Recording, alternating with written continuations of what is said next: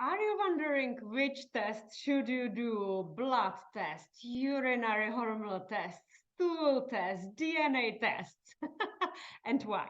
So in the previous videos, I was talking about the DNA test and I shared with you my DNA test. I also showed you what it looks like if you see the results of the hormones. So it's cortisol, estrogen, progesterone, testosterone, and how beautifully it can explain what's happening in your body and what protocol you can implement. And now I want to show you stool tests. And these are going to be my stool tests that I have done in summer. And why in summer? I have been traveling to Peru and I have been bitten by some mosquitoes. And it was actually in my food. And for 6 months, it was like moving and it was red. I couldn't get rid of it. I didn't know that it was actually parasites. Um, and I had some gastrointestinal issues. And so when I received the offer from Genova Testings, I said, okay, I will do these complex stool tests. And I also had food poisoning. I ate salmon that was old and I was vomiting. And so there were so many things and I wanted to know what's happening in me. So let me share the screen and let me show you what actually my stool tests looked like. So you can really see it's my name. You can really see the date of birth, and you can right away see that Genova testing is doing a really, really great job. So this is a gastrointestinal effects comprehensive profile stool. It is comprehensive. It's like 480 pounds, so pretty expensive. Sometimes I get discounts, but not very often. And right away, it tells you what's happening in the gut. And obviously, what's green, it's okay. So in me, I don't have any inflammation in my gut and I don't have any metabolic imbalance. However, I have maldigestion, which I knew about because my genetic predisposition um, gave me this beauty of not having enough of pancreatic enzymes. So I am not breaking down the food. And when you are doing this stool test for 2 to 4 weeks, you are not allowed to take any supplements that you normally take. And of course, I take, the ox bile and I take the digestive enzymes when I eat something heavy. And I have bitter herbs and I have many, many things that help me to break down the food. And as you can see, even as a suggestion, they say, hey, you should be using the bile salts and apple cider vinegar, and you should do the mindful eating and use the digestive bitters and digestive enzymes and betaine hydrochloric acid. Yes, I know that, and normally I do it. So you can see that it actually proves what I already knew. But I want to draw your attention or bring your attention to the infection. Yeah, so it's 10 out of 10. So it's pretty severe. And when we are like scrolling down, you can see that I had parasitic infection. And so I wanted to know which parasites I had. But let me walk you through that, what you can learn in here. So first of all, it's about commensal abundance. So what that means. If you eat diversity of the food and colors and proteins and fiber, you will have a healthy microbiota. So you don't want to have just certain species. You want to have as many as possible. So that's the diversity and variety. And then, for example, dysbiosis. So I don't have dysbiosis.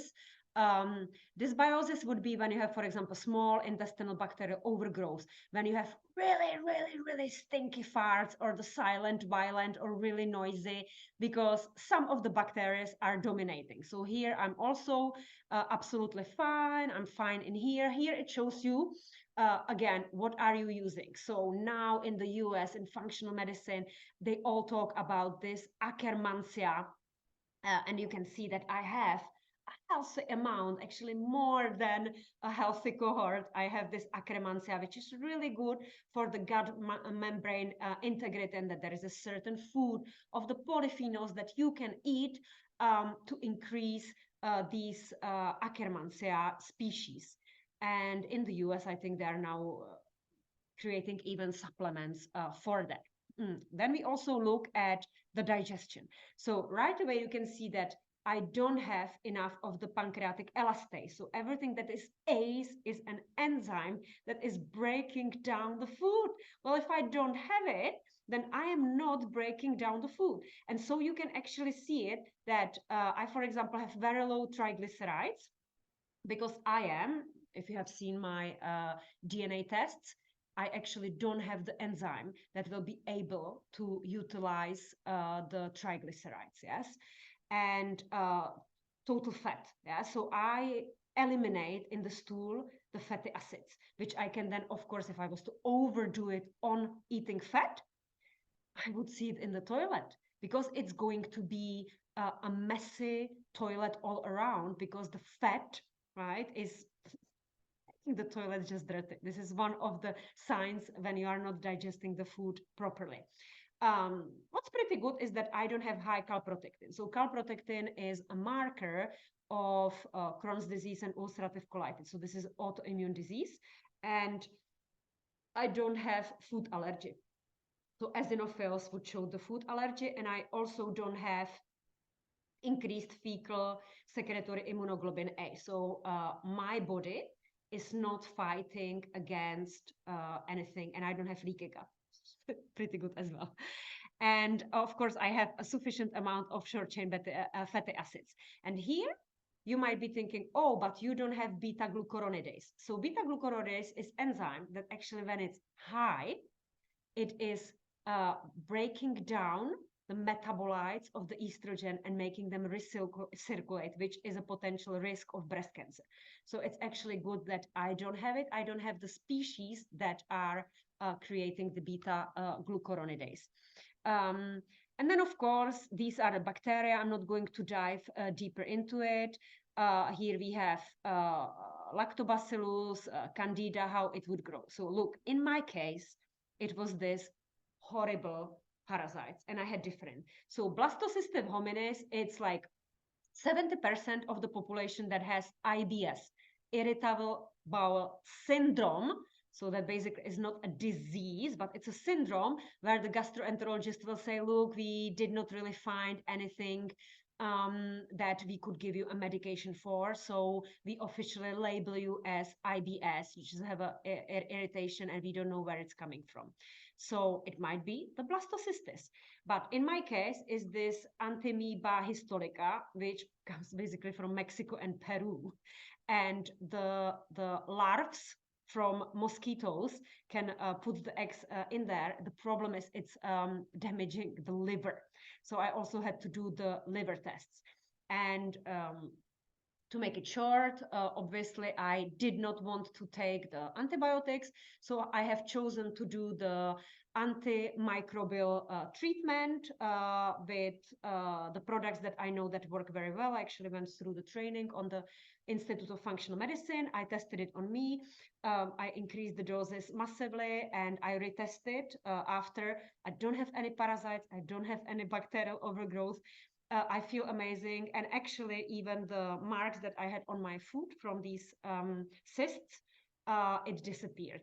And since then, of course, every client of mine goes through these protocols. So if you think that doing the stool test is beneficial for you, I highly tell you to make the research and choose a good company, because I also have clients that come to me and they say, look, I have done, Viome. I have done Viome as well. It's crap. I just wouldn't recommend it. I sometimes work with Regenerus. It's a nice company as well. They do quite good stool tests. But for stool test, Genova Diagnostics is one of my favorite. And I definitely don't recommend any other. I have seen it from my clients. I didn't like it. If you are based in Switzerland, here is a really nice company that can do it as well.